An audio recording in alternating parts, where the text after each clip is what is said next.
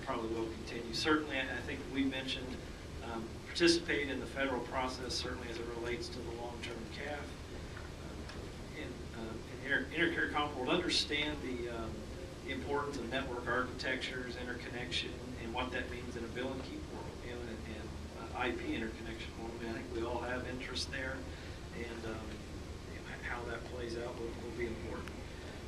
Certainly, as the obligations that go with the CAF money are designated to more granular areas like census blocks as opposed to company areas or study areas, we would look toward more competitive parity and less regulation to allow the carriers to compete in the same areas on the same terms. We would encourage you to act consistently with the FCC, follow the FCC. I think states that want to get out ahead, that may be a little more dangerous or have some of that early adopter type issue that some states have raised in the past. You may anticipate and zig one way and the FCC go the other. The safer course is probably to work with them or shortly behind them in policy areas that directly impact Minnesota. Certainly recognize there's a lot of change out there. The FCC is not moving on originating access currently. They did cap it. We would again advocate taking that up at a later date, just recognizing the vast amount of change that's underway. And I think a role of the commission that's going to grow is compliance and ensure good stewardship as this CAF rolls out and their obligations with the money. Certainly, I think the commission will probably receive more detailed information on deployments, broadband deployments than it has in the past, and to make sure funds are used for their intended purpose. And I'll stop there. Ditto. I'm just kidding.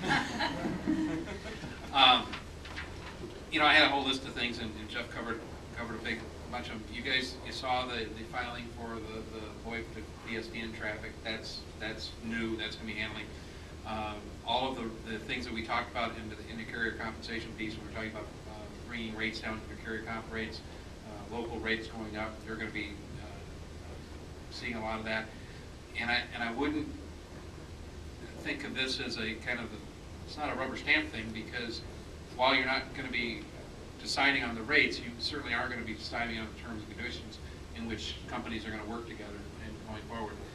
Beyond that, Representative Johnson's in the room, and I'm really glad you're here, because there's going to be some things that you're going to have to do on the legislative side to bring the new changes that are coming at the federal level in line with the responsibilities that the commission now has. So I think you're going to see some of that having to move forward. And to quote my younger brother who's in the Air Force, basically it's know the mission, know your role.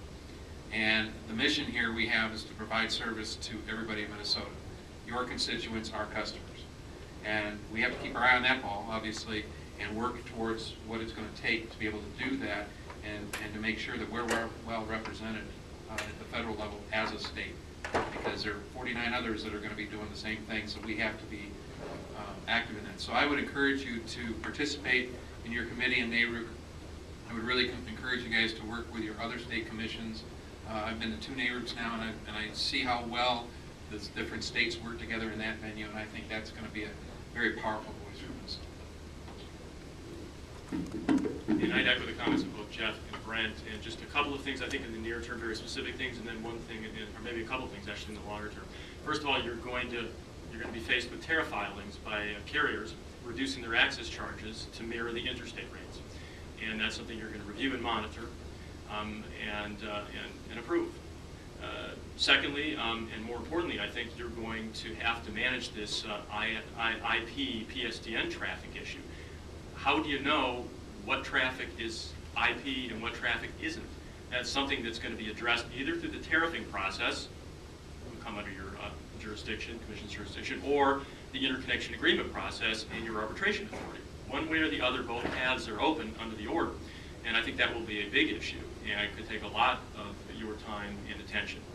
Those are two, I think, short-term things that come to mind immediately. In the longer term, at some point when we do get to bill and keep, someone's going to have to, and I think it's going to be state commissions are going to have to define what the network edge is, because it's bill and keep from one edge of it, from one company, from one carrier's network edge to the other carrier's network edge, but it doesn't always go from one edge to the other. Defining where that edge is going to be critical in deciding whether a call is a bill and keep call or not?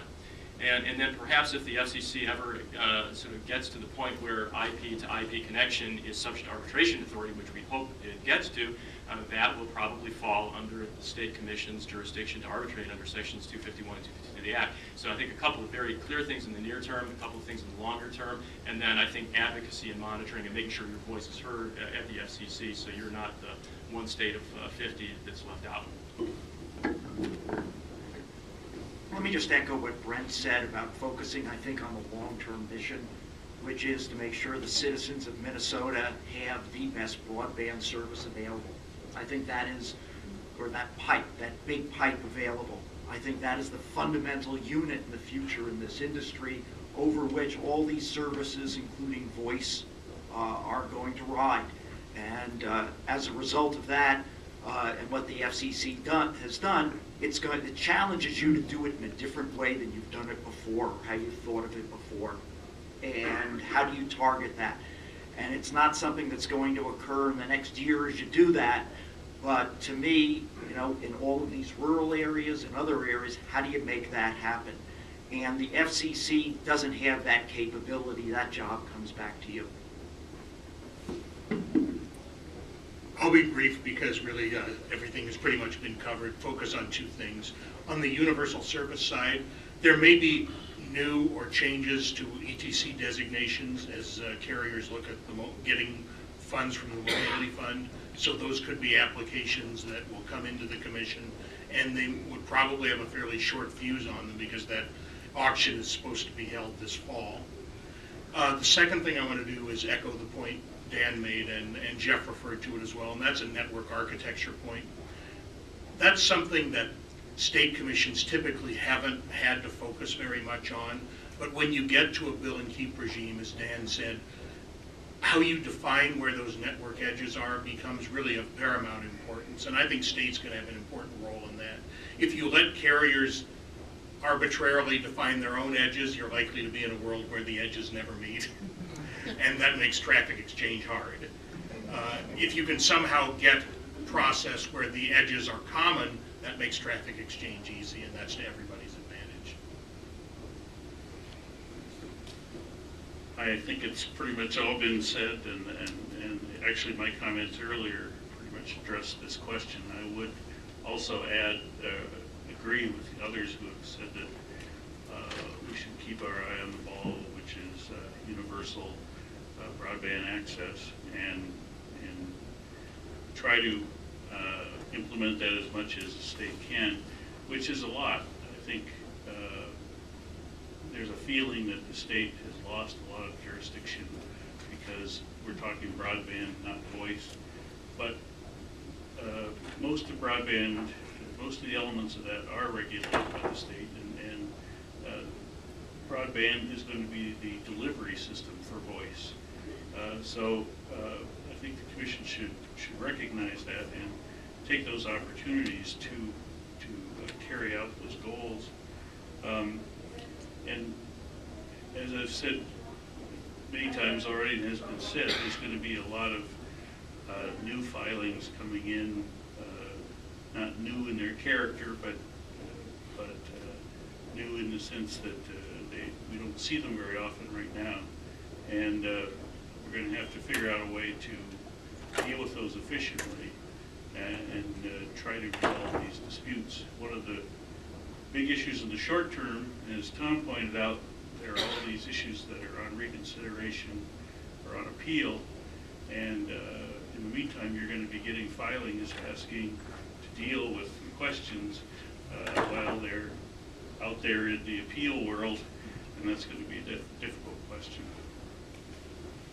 Okay, questions?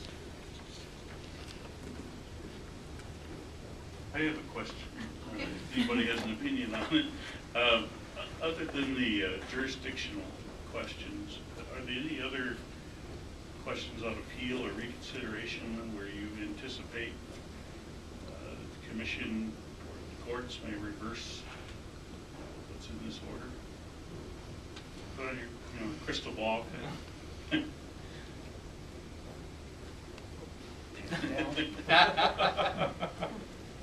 thing you said in the middle. Right. we are, to guess what a three-judge panel is going to do with a 750-page order is quite daunting out there. And the issues in front of them. This is a group that's never seen these issues.